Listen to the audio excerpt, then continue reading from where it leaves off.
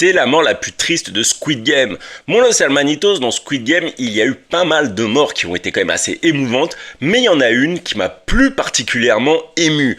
Enfin, quand je dis une, c'est plutôt celle d'un duo, celle de 007 et sa mère 149. Les deux, ils meurent à des intervalles différents et je trouve que c'est encore plus impactant. Déjà, la mort de 007, il devait tuer ou être tué par les gardes si ce n'était pas fait dans le temps imparti. Et à la fin, il reste quelques secondes et il tombe sur sa mère et 222 qui a son bébé dans les bras. Forcément, instinct de survie oblige, il va pas s'attaquer à sa mère, mais à 222. Mais la mère, voilà. La mère, elle a un cœur immense, elle veut pas que 222 et son bébé meurent. Elle se met entre les deux. Forcément, le fils, il ne peut rien faire. Le temps est imparti. Et bah les gardes ils viennent, ils le butent. Le pire c'est que quelques instants avant, sa mère elle l'avait dans les bras.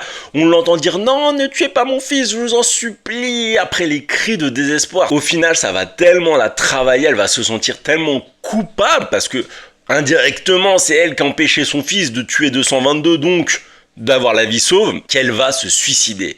Et ce moment où on découvre son corps pendu. Ah ouais, pour moi c'est l'un des moments les plus chocs de Squid Game saison 3. C'est vraiment, j'étais là, je fais non, c'est vraiment pas possible. J'avais envie de pleurer. Maintenant j'attends de savoir quelle est pour vous la mort la plus triste et abonnez-vous pour rester branché à Squid Game.